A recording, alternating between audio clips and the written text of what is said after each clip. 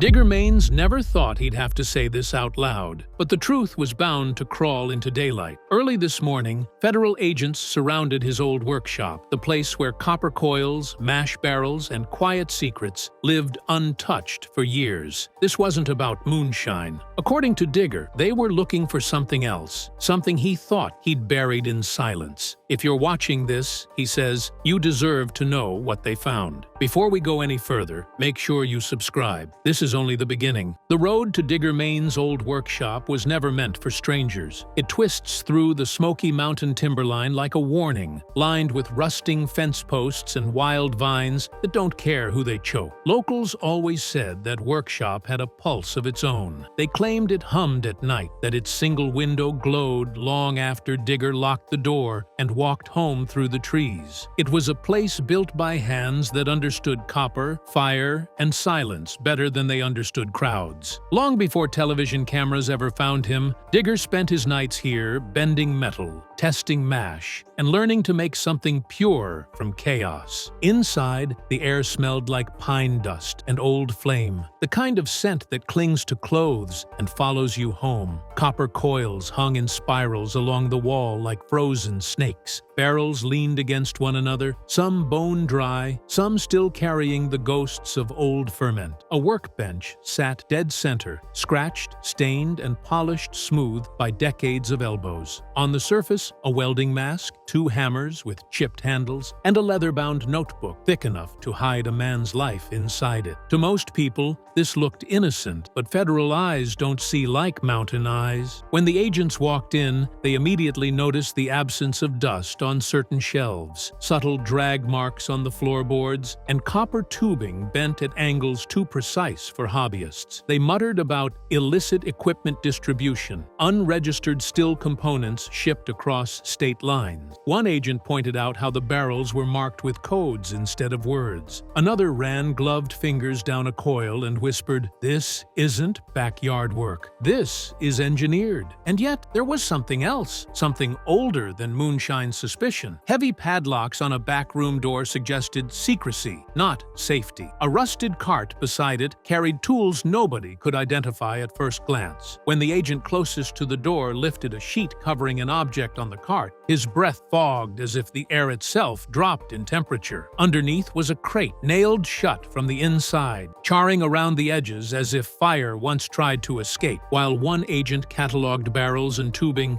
another knelt by the floorboards. He tapped lightly with the butt of his flashlight. Hollow. Something cavernous echoed under the workshop's spine. The team exchanged looks. Workshops are supposed to sit on solid slab concrete. This one rested on secrets. They were no longer searching a craftsman's shed. They were standing inside a vault of intention, a place built not just to create, but to hide. That was when they ordered the floor torn open. The boards screamed as crowbars dug beneath them, prying up layers of dust, rope fiber, and oil-soaked wood. And when the first beam of light fell into the darkness below, not a single agent spoke, because it didn't look like storage. It looked like preparation. The workshop had been waiting for this moment longer than any of them realized. When the floor finally gave way, a cold draft rolled up from the darkness like breath from something waking. The agents' flashlights cut through dust and webs, revealing a space no one expected. It wasn't tall enough to stand in, but too wide to be accidental. A crawl space carved deliberately, reinforced with planks that looked older than the workshop itself. Someone engineered this void with patience. Someone meant to use it. Boots thudded on the ladder as two federal technicians descended, their respirators hissing softly. The smell hit first, not rot, but a metallic tang, like copper and ozone mixed with damp earth. Light pooled against the crawl space walls, showing rows of jars resting in shallow recesses cut into the foundation. Each jar was sealed with wax, labeled with dates written in steady ink. The handwriting shifted over the decades. Younger strokes early on, older and shakier near the top row. One agent whispered, "These look preserved." Another muttered, What was he keeping down here? The jar's contents were murky silhouettes, tangled fibers, fragments of cloth, something pale pressed flat against the glass. Nothing illegal yet, but nothing explained either. Beside the jars lay metal trays stacked like unused baking sheets, dark stains ghosting their surfaces. These were not tools for building stills. They were tools for holding things.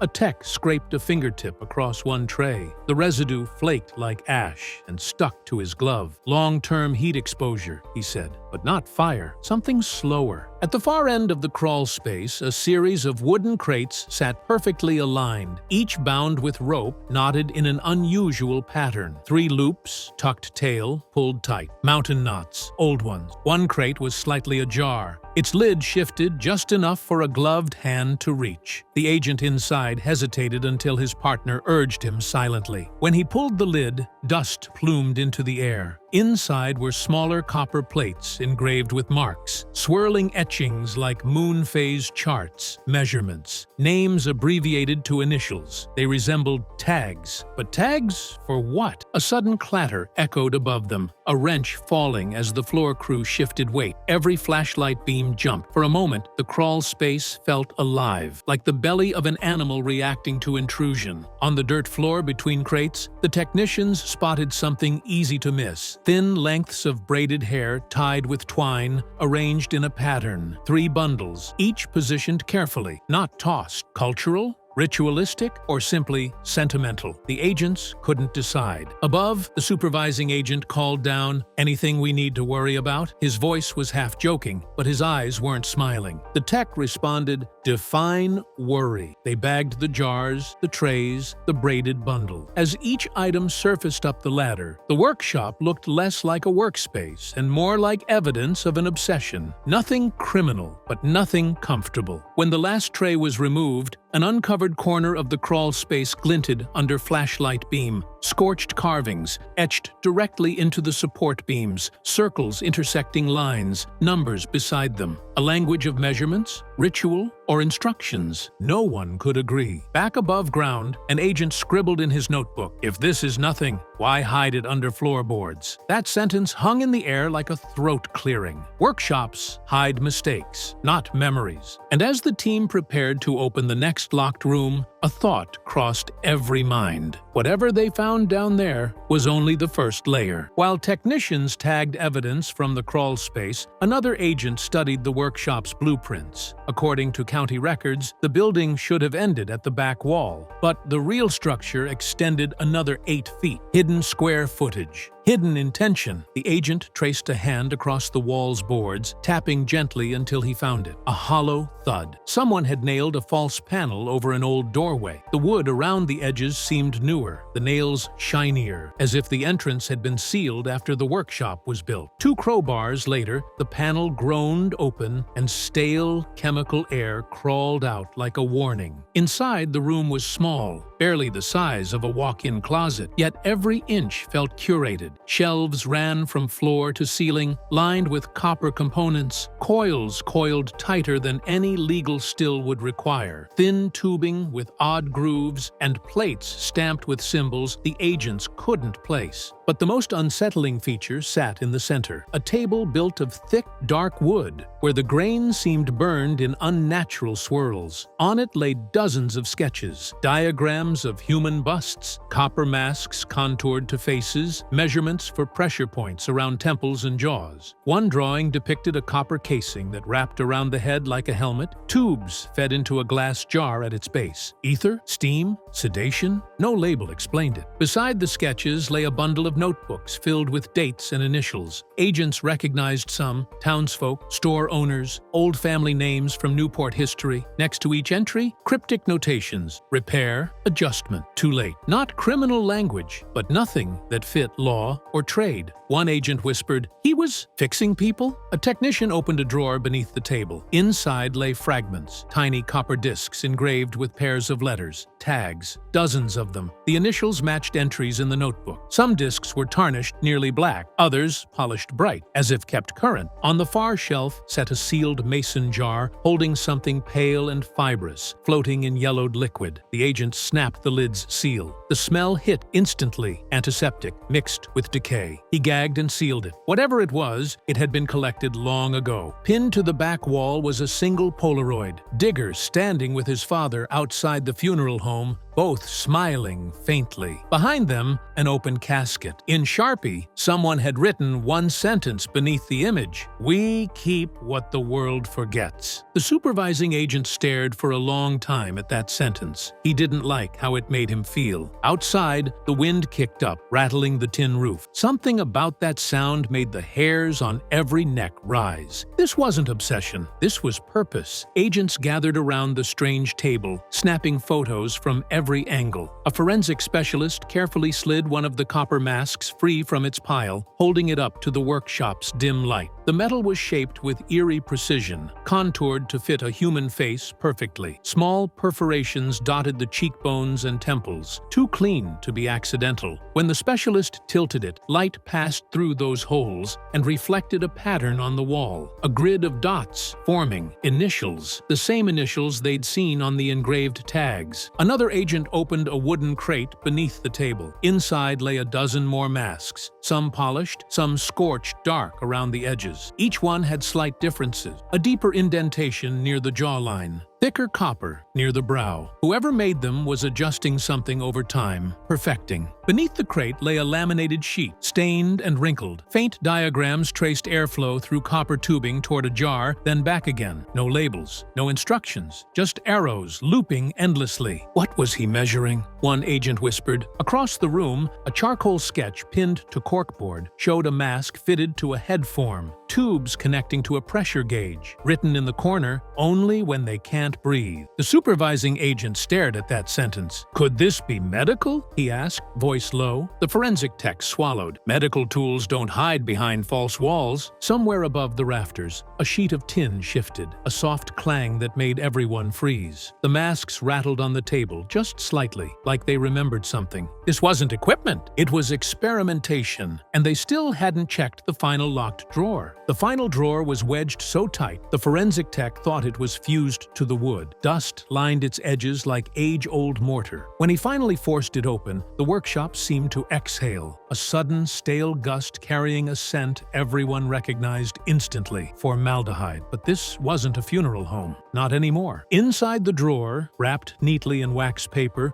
were dozens of thin copper strips curled like dried leaves. Each one was stamped with a tiny symbol, a crescent shape intersecting a line of numbers. None matched manufacturing marks. Each strip also bore a shallow indentation, the size of a human tooth. The tech froze, confused. "Bite impressions," he murmured, but no one answered. Beneath the copper strips sat a collection of small glass vials sealed with wax. The liquid inside was cloudy, shaking thickly like syrup when held to the light. Handwritten labels marked each: Phase 1, Phase 2, and a single, Phase 3, scratched deeper than the rest. The agent reading them swallowed hard. The phases implied progression or failure. A notebook sat at the bottom, bound in cracked leather. Unlike the workshop notes upstairs, this handwriting was cramped, urgent. Pages chronicled adjustments to gas flow, metal gauge thickness, and duration tolerance. Some entries were crossed out violently. In the margins, a recurring phrase repeated like a pulse: "Don't let them slip away." The supervising agent held up a strip and whispered, "Why the teeth?" There was silence. Then the forensic tech answered softly, "Identification? Trauma testing? Or maybe," he stopped. No one wanted to finish that possibility. Suddenly, the last page of the notebook caught everyone's attention. It wasn't instruction, not measurements, just a single sentence written slowly, letters wobbling near the ink's end. "If the world won't remember them, I will." The drawer slammed shut on its own weight, rattling the copper strips. Agents exchanged uneasy looks. Across decades, someone had cataloged more than metalwork. They had cataloged absence. And the further they dug, the more it felt like this workshop wasn't hiding a crime. It was hiding grief that had curdled into something unrecognizable. Outside,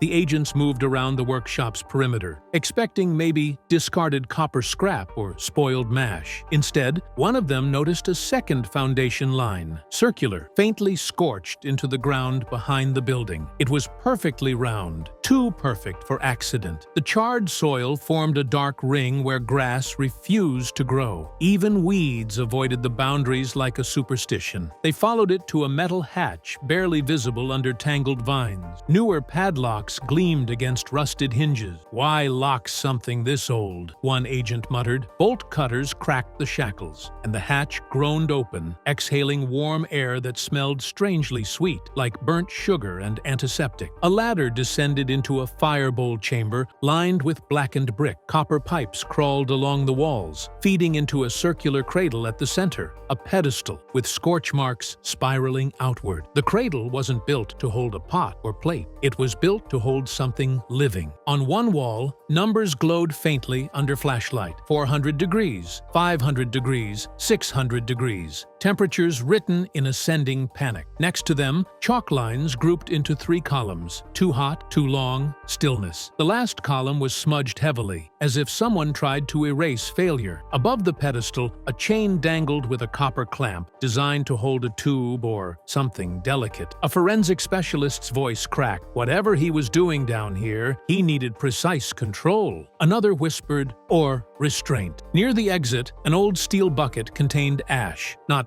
fireplace ash, fine, white flakes, sifted carefully. Mixed into the powder were blackened fragments of copper discs like the tags upstairs. One agent gently scooped the dust and noticed something embedded, a single fiber that didn't burn completely. It curled, gold-brown, unmistakably like hair. When they looked around, they saw scorched shadows on the wall resembling outlines, silhouettes of faces, stretched long, as if heat pulled expression into brick. The camera flash made them vanish, then reappear in different angles. A younger agent lost his composure. "Was this a cremation pit?" "No," the lead replied quietly. "Cremation doesn't do this." As they ascended back into daylight, one thought echoed silently among them. Whatever happened down there wasn't meant to destroy something. It was meant to change it. And if this was the second hidden chamber, what was waiting in the third? Back in the main workshop, another agent sifted through a row of filing drawers. Most held invoices, copper orders, old photographs. But the bottom drawer was different. It screeched on rusted rails, like it hadn't been opened in years. Inside lay a leather ledger so heavy, the agent needed both hands to lift it. Unlike the technical notebooks, this one felt personal. He opened it slowly. Each page listed a name,